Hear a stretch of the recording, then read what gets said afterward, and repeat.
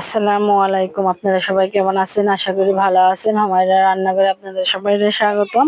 এখন নিয়ে আসছে যে আমি দেশি মোরগ, এই দেশি মোরগ রান্না করবো আজকে। হুমায়রা রান্নাঘরে কিন্তু দেশি মোরগ রান্না করা হয়নি, আর দেশি মোরগ রানবো। আমি এই যে পেঁপে নিয়েছি, এইভাবে সাইজ করে কেটে নিয়েছি পেঁপে দিয়ে, আর একটা আলু নিয়েছি, এই আলু দিয়ে রান্না করবো। পেঁপে আর আলু দিয়ে পাতলা একটা ঝোল হবে। দেশি মুরগি কিন্তু পাতলা ঝোলটা খেতে খুবই ভালো লাগে।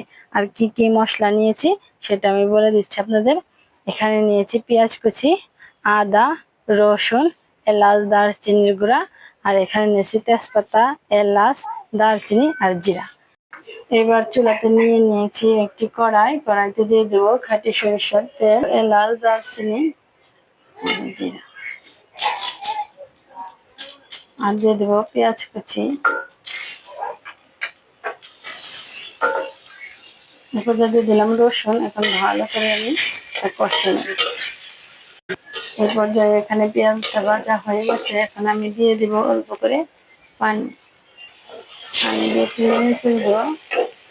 তারপরে দিয়ে দেবো আমি আদা, এলাচ, দারচিনি গুঁড়া, আর দিয়ে দেবো হলুদ গুঁড়া, মরিচের গুঁড়া, ধনিয়া গুঁড়া, দেবো স্বাদ মতো লবণ।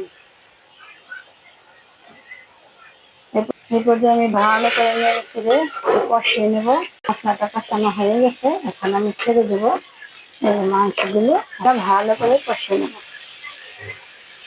এই পর্যায়ে এই যে মাংসটা কষানো হয়ে গেছে, এই পর্যায়ে দিয়ে দিলাম পানি। পানি দিয়ে আমি ভালো করে ফুটিয়ে নেব। এখন দেশি মুরগির পাতলা ঝোলটা কিন্তু হয়ে গেছে, যে দেখেন রান্না শেষ। এখন আমি পরিবেশন করে নামিয়ে দেখাচ্ছি কেমন হয়েছে।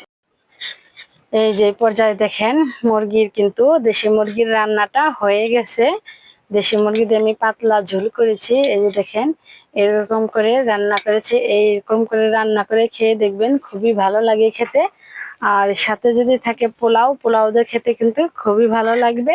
আর যদি নেন রুটি, এখানে আমি রুটিও নিয়েছি। এই যে দেখেন এই রুটি দিয়ে যদি এরকম পাতলা পাতলা ঝোল খাওয়া হয়, বন্ধুরা খুবই ভালো লাগবে।